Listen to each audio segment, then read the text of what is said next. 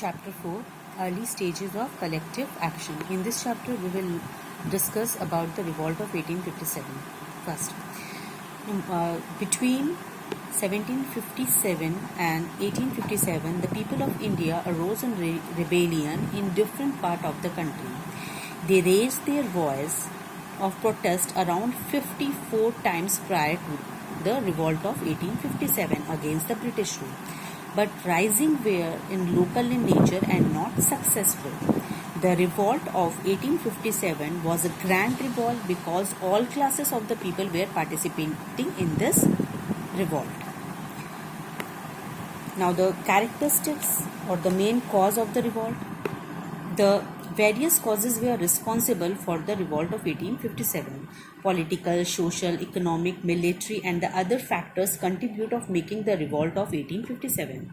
When the atmosphere was surcharged with anti-British feeling, the episode of the greased cartridge provided the spark which turned it into a revolt.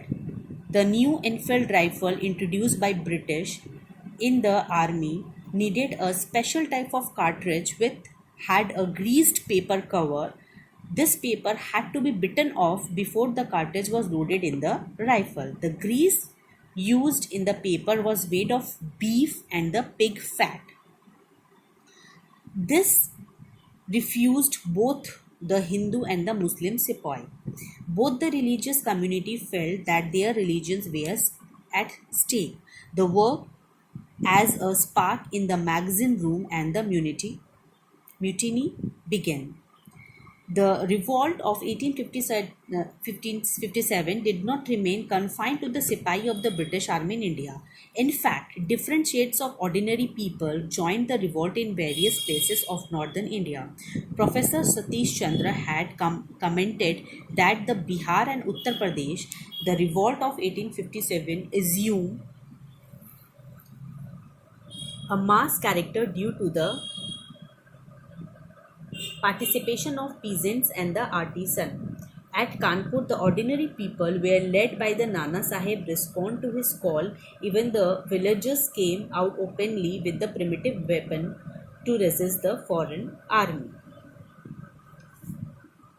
The revolt, as we see in the map, in the northern India, this revolt was take place rapidly and vastly.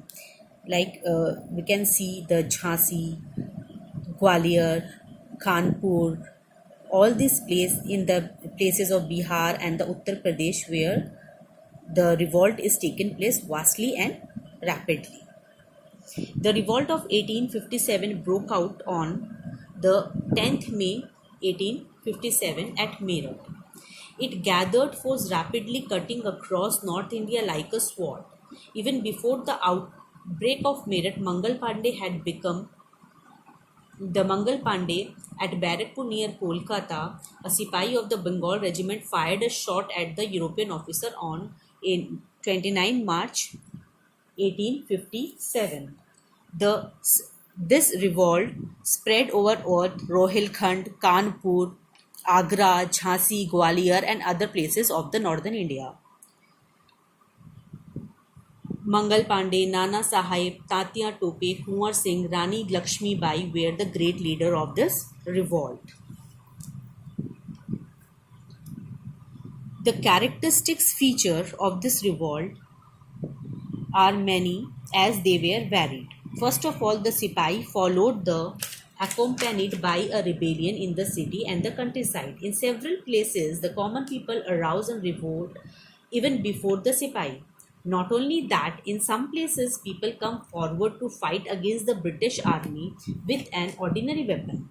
Another characteristics feature of the revolt was that the rebel burned the government records as what they did to the account of books of the money lenders and the saukars.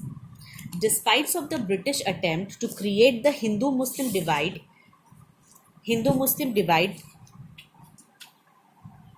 the two communities fought shoulder to shoulder against the British colonial rule in revolt.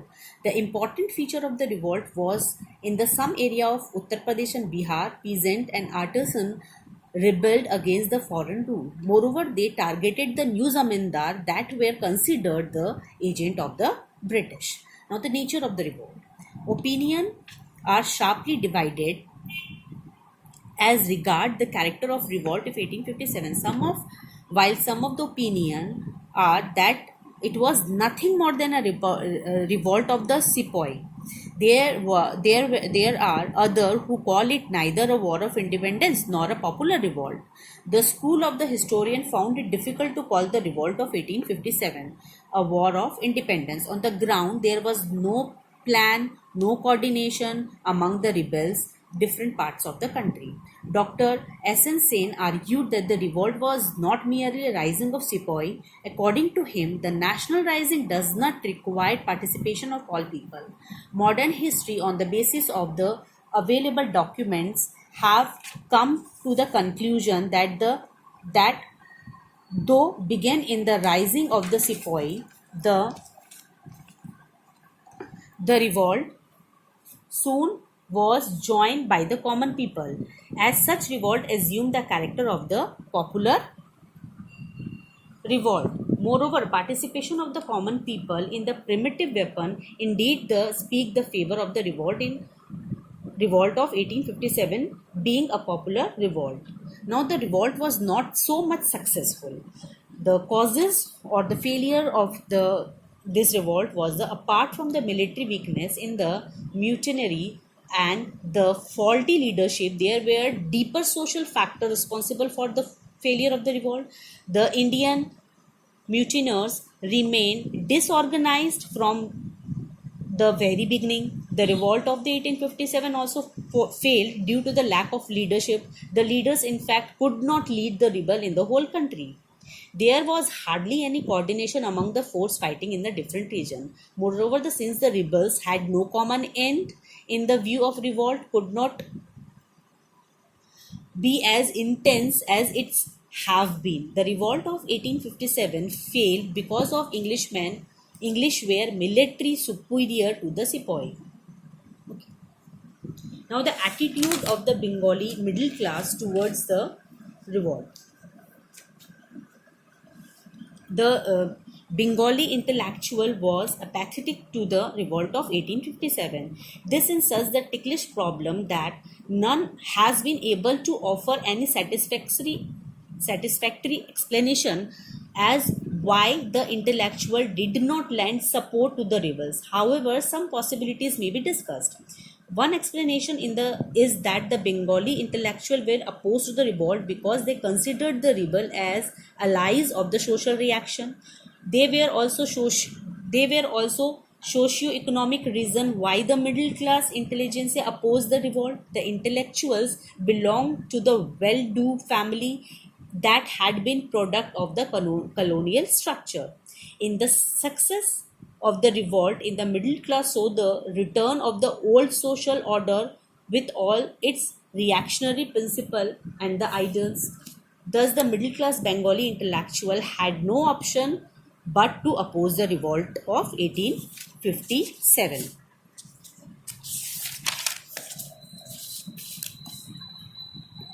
Now, the impact of the revolt of 1857 on the Queen Proclamation. Victoria, the Queen of England, announced the assumption of the Indian government by the Crown by the proclamation.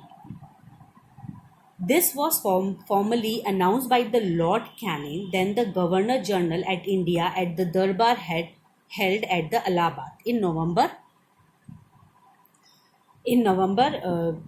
1858. The Queen's proclamation after end of the company's rule in India, but forward the future agenda of the British government in England for the administration of India. The importance of the Queen's proclamation lies in the commitment of the Queen's Victoria had made to the people of India through it. She promised through the proclamation to open the administrative services to all the respective race and creed. The Queen assured the native prince that they would be safe and promised the middle class to widen the opportunity for their advancement. Despite all the promises, it however soon became clear to all that they would be honored more in their non implementation rather than the implementation.